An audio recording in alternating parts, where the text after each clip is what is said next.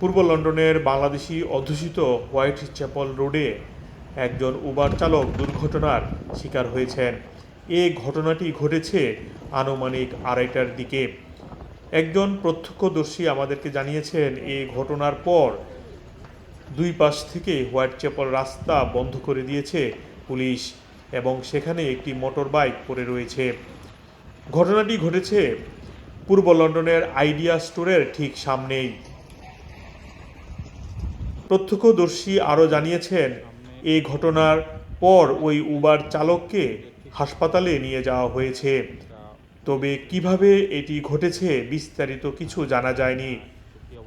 এছাড়াও তিনি বলেছেন, যেই উবার চালক অ্যাক্সিডেন্ট করেছেন তিনি একজন বাংলাদেশি। মোহাম্মদ আব্দুল হান্নান, 2A নিউজ, যুক্তরাজ্য।